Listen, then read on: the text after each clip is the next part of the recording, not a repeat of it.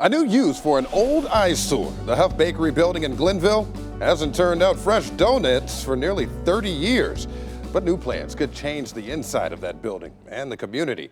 Only News 5's Kevin Berry got a chance to walk through with the owners to find out how they're making Cleveland and East Cleveland a better land. When Veronica Rosser moved in about 40 years ago, that smell just got you up in the morning.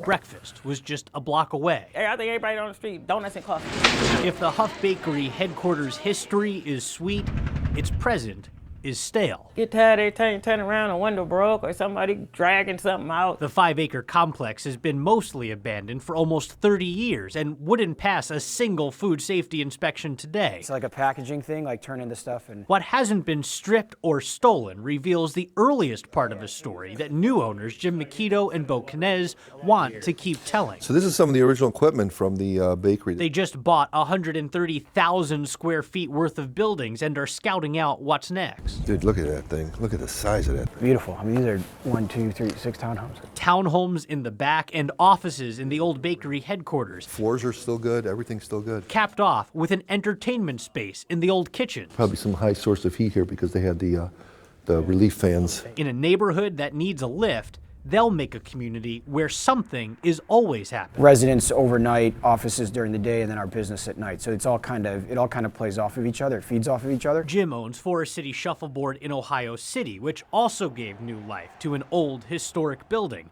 Now, 7.5 miles away and on the other side of town, he sees a similar opportunity. We turned the corner and it wasn't like I saw the Coliseum in Rome, but it was like one of those moments, just like that building is beautiful. The massive building that's held bakery equipment like this for generations is just one part of the recipe that Jim and Bo say can turn the entire neighborhood around as long as you can see through the mess. We think it'll be a very significant part of the redevelopment of this neighborhood. With Mayor Jackson's Neighborhood Transformation Initiative and a handful of other funding tools, Kinez has already gotten to work outside the bakery. We did a calculation that 38% of the parcels in Glenville were vacant and have been vacant for over 20 or 30 years. So it gave us a canvas. On it, he's building 30 low-income homes that renters can purchase after 15 years, helping them benefit from the boom he hopes the bakery project will create. He says other developers in town are also flocking to the area. We can appreciate it. Giving Veronica and her neighbors a lot to look forward to,